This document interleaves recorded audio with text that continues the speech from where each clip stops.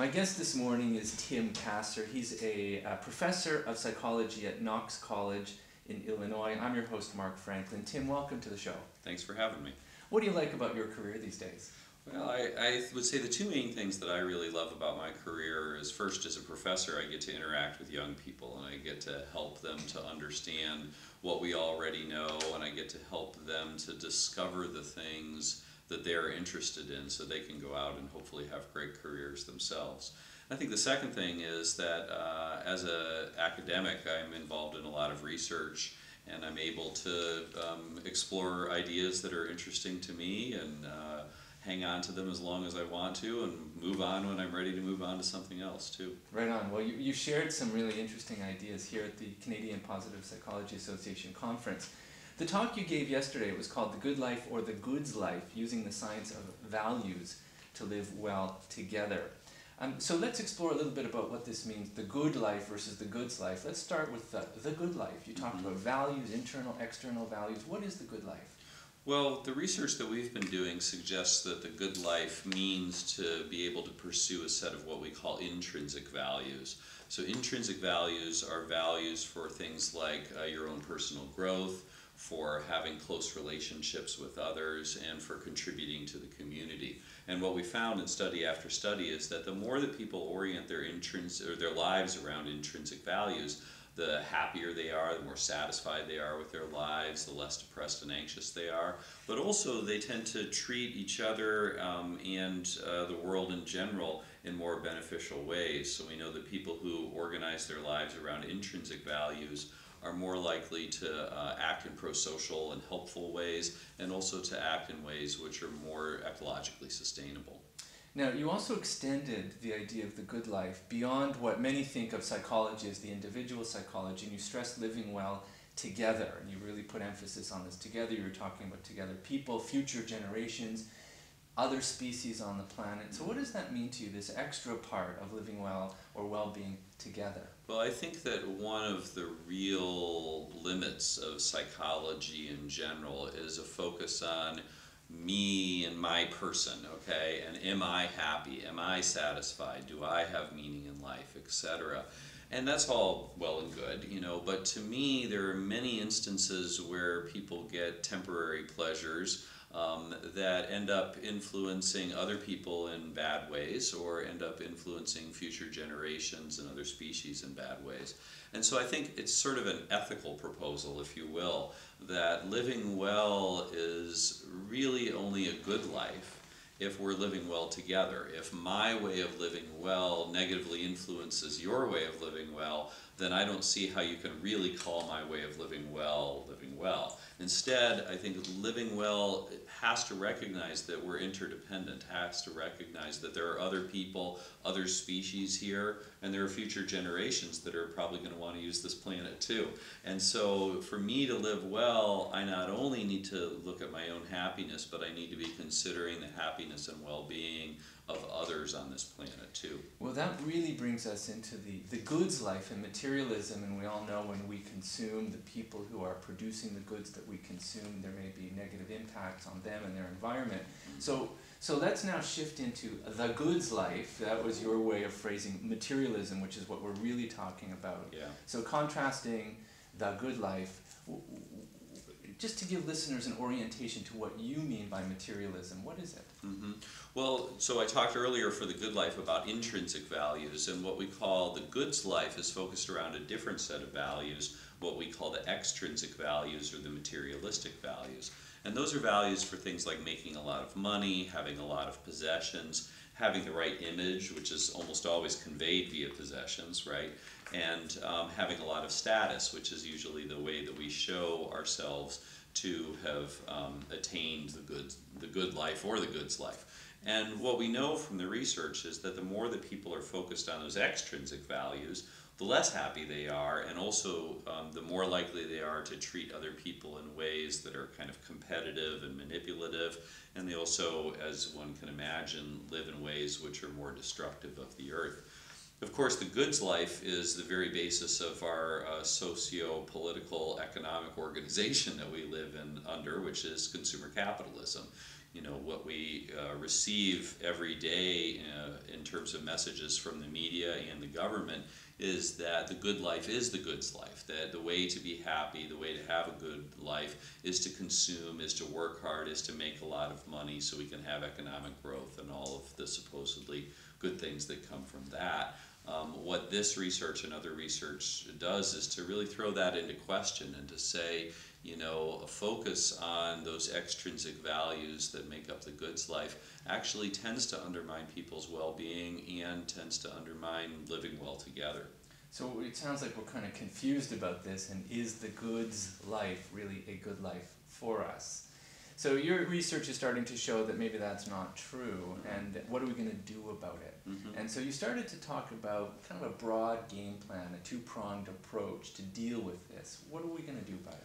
Yeah, well, the best way that I've come up with in terms of dealing with this dilemma is to understand first off what the causes are of people and societies focusing on extrinsic values in the goods life, and then to try to address those causes, to get rid of whatever it is that is in our personal lives or in our broader environment, which is leading people to adopt those materialistic extrinsic values.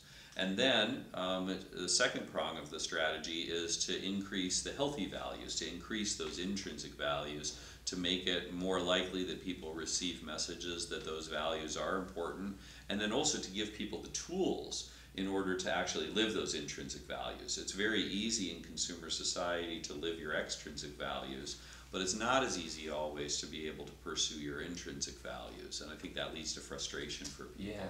Now, a few different ways or means to do this. One of the things that you talked about with respect to that was advertising. And I know you feel strongly about that. The advertising, especially to kids, and trying to limit that would be one of those ways and means. Why is that so important to you?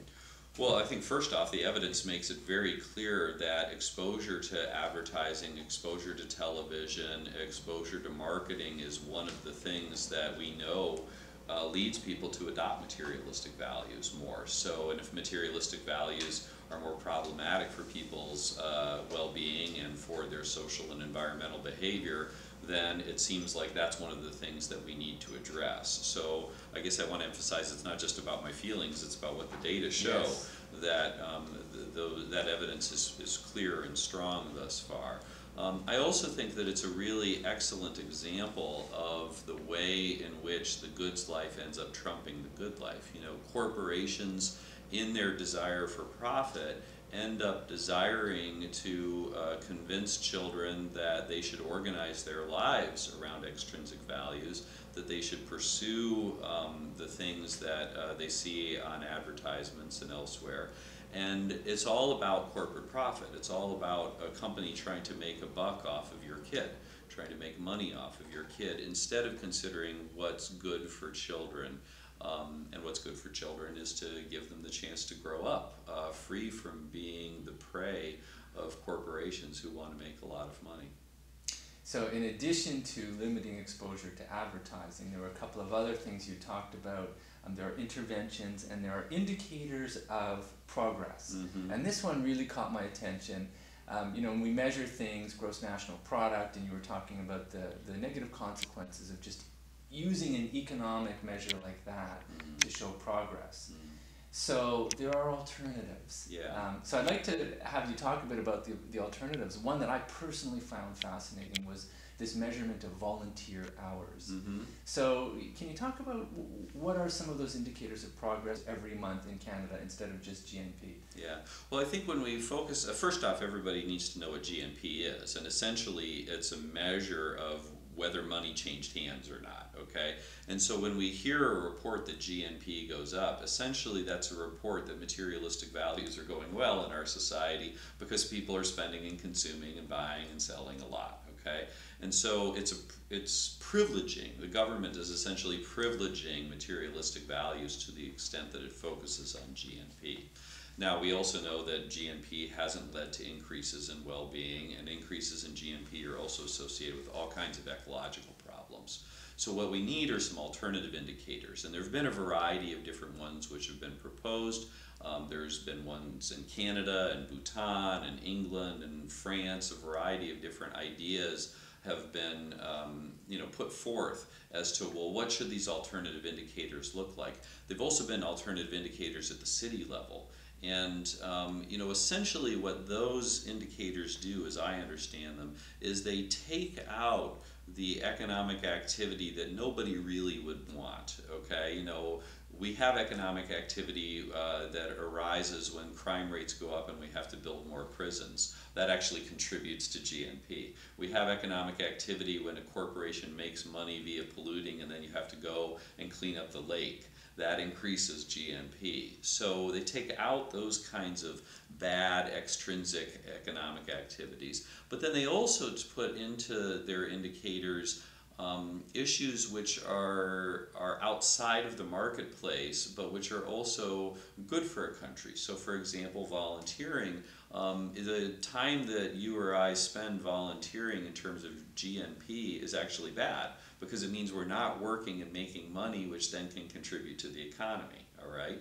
But what these alternative indicators say is, okay, volunteering doesn't contribute to GNP, but it is something which reflects something that's important, what I would call those intrinsic values. And so what these alternative indicators do is look at whether or not people are volunteering, because that is a measure of progress. It's about people investing their energy in their communities, in the people around them, in the environment, in whatever people are volunteering for. So there's other kinds of indicators that are involved in these alternatives too, but I think that's one of the really interesting parts of them. Right on. Well, let's hope policymakers take note. I know some of the questions after your talk were just around how do we implement these in policy. Yeah. So, well, I think if we have these indicators, then policymakers will need to respond to them with figuring out policies which help to activate and encourage those indicators instead of just focusing on the economy at all costs.